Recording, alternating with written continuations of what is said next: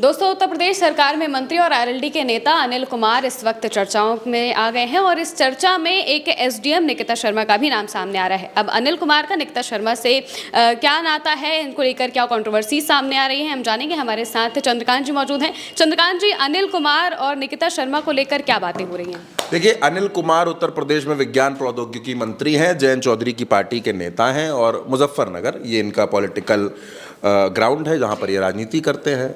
निकिता शर्मा जिनका जिक्र हो रहा है, एक अधिकारी हैं और इस वक्त एसडीएम हैं। वो उनकी तैनाती मुजफ्फरनगर में है बतौर एसडीएम। बहुत से लोग ऐसा कहते हैं कि निकिता शर्मा बहुत अच्छा काम करती हैं, निकिता शर्मा बहुत सुलझी हुई अधिकारी है और सबकी बात सुनती हैं, लेकिन अनिल कुमार की राय इससे कुछ जुदा है और वो पूरी ताकत के साथ निकिता शर्मा के पीछे पड़ गए हैं। क्यों पीछे पड़े हैं? दरअसल उन्होंने एक चिट्ठी लिखी। ये चिट्ठी अभी की नहीं है, मई के महीने की चिट्ठी है।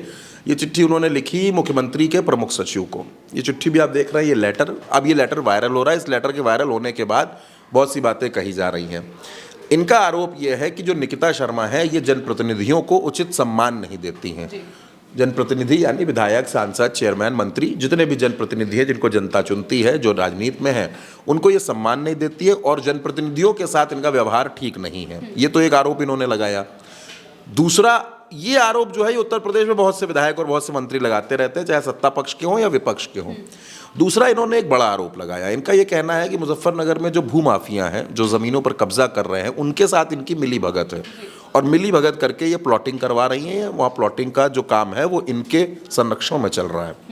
इसलिए अनिल कुमार की ये मांग है कि इनका तत्काल एक तो ट्रांसफ़र कर दिया जाए, यहाँ से इनको हटा करके कहीं और भेजा जाए, ये कहीं और काम करें, हमारे मुजफ्फरनगर में काम ना करें। और दूसरा, जो कुछ भी प्रकरण बता रहे हैं अनिल कुमार, उसकी जांच करवाई जाए। अब इस मसले में डीएम को भी जानकारी दी गई है और अलग अलग स्तर पर चीज़ें हो रही हैं, लेकिन ये सिर्फ एक खबर है। अब इसके पीछे की आप गणित को समझने की कोशिश कीजिए, पीछे क्या चल रहा है। देखिए, उत्तर प्रदेश में अधिकारियों और जनप्रतिनिधियों के बीच में जो संवादहीनता है ये आज से नहीं है, ये 2017 से लगातार कही जा रही है। लगातार तमाम ऐसे आपको उदाहरण मिल जाएंगे। कहीं सड़क अगर नहीं बन रही, अधिकारी नहीं सुन रहे, तो विधायक धरने पर बैठ गए, विधायक कोतवाली में धरने पर बैठ गए। अभी कुछ दिन पहले का मसला है, वीडियो जिसका कल सामने आया, कानपुर में बड़े नेता हैं, विधायक रहे, एमएलसी रहे, सलिल बिश्नोई, वो लड़ गए पुलिस के लोगों से कि आपने संतों का अपमान कर दिया है। जगह जगह से ऐसी खबरें आ रही हैं कि शासन प्रशासन और जो जनप्रतिनिधि हैं उनके बीच में परस्पर संवाद नहीं है। अधिकारी ये कहते हैं कि जनप्रतिनिधि मनमानी करते हैं, जनप्रतिनिधि ये कहते हैं कि अधिकारी जो है वो हमारी बात नहीं सुनते हैं। आखिर ये जो दूरी आ रही है ये कैसे आ रही है? सरकारें हमेशा उत्तर प्रदेश में रहती हैं, देश में रहती हैं, विधायक भी रहते हैं, मंत्री भी रहते हैं, संवाद होते हैं अधिकारियों के साथ, एक प्रोटोकॉल बना हुआ है जनप्रतिनिधियों का।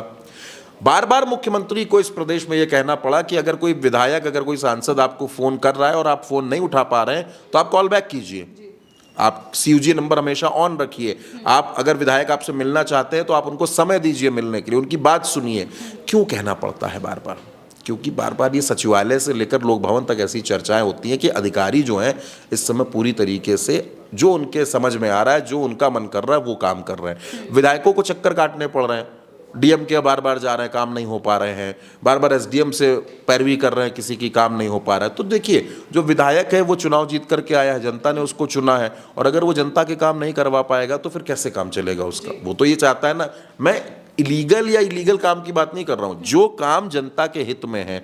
अगर कोई, मैं अनिल कुमार की बात कर लेता हूं, अगर वो ये कहते हैं कि यहां पर जनप्रतिनिधियों को सम्मान नहीं मिल रहा है तो ये डीएम को देखना चाहिए कि वहां पर क्या दिक्कत आ रही है। क्या एसडीएम और विधायक के बीच में वाकई में कोई मनमुटाव है या ये आरोप ऐसे ही लगाए जा रहे हैं, इसको देखना चाहिए। लेकिन सरकार में क्या हो रहा है, सरकार, अच्छा दूसरा क्या है, एक इसमें बात आपको और समझनी पड़ेगी, वो जयंत चौधरी की पार्टी से मंत्री हैं, सहयोगी पार्टी के मंत्री हैं। अगर भाजपा का कोई मंत्री या विधायक अब तक ये आरोप लगाता तो आप देखती चीज़ें क्या होती। आरएलडी के और राजभर की पार्टी के, संजय निषाद की पार्टी के, अनुप्रिया की पार्टी के नेता अगर कोई आरोप लगाते हैं, कोई बात कहते हैं कि अधिकारी उनकी बात नहीं सुन रहे, तो क्या कोई नई बात है?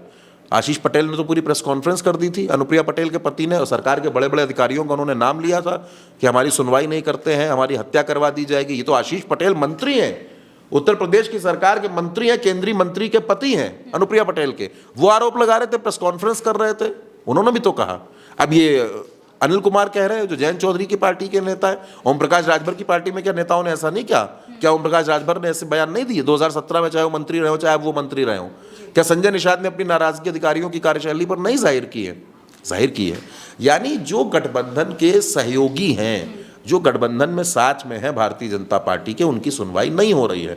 और इसी वजह से आप देखिए संजय निषाद को कहना पड़ा ना कि अगर यहाँ दरवाजा बंद होगा तो कहीं और दरवाजा खुलेगा। अनुप्रिया पटेल को कहना पड़ा ना कि हम स्वतंत्र रूप से चुनाव लड़ने के लिए तैयार हैं, पंचायत चुनाव में हम अकेले उतरेंगे। जयंत चौधरी अपना अलग मंथन कर रहे हैं ना भाई। हर किसी को अपनी अपनी पार्टी का विस्तार करना है, अपनी अपनी पार्टी के संगठन को मजबूत करना है। और अगर वो ऐसे अपने कार्यकर्ताओं के, अपने पदाधिकारियों के काम नहीं करवा पाएंगे, अगर विधायक सांसद की नहीं सुनी जाएगी, तो फिर काहे किस बात के मंत्री हैं, किस बात के विधायक हैं, किस बात के सांसद हैं? वो नाराजगी तो सामने आएगी ही आएगी। वही नाराजगी सामने आएगी तो अनिल कुमार और निकिता शर्मा के बीच में ये पूरा विवाद चल रहा है और वो लगातार इस बात पर अड़े हुए हैं कि इनको भाई हटाया जाए मुजफ्फरनगर से। वो चिट्ठी लिख रहे हैं बार बार, उनकी चिट्ठी सामने भी आ गई है, पीछे पड़ गए कि इनको हटाइए, इनके साथ इनकी और जांच कराइए, यहाँ पर किस तरीके का भ्रष्टाचार हो रहा है, किस तरीके से जमीनों में बंदरवाट चल रही है। और जनप्रतिनिधियों की अगर बात नहीं सुनी जाएगी तो उनकी नाराजगी जाहिर सी बात है सामने आ जाएगी।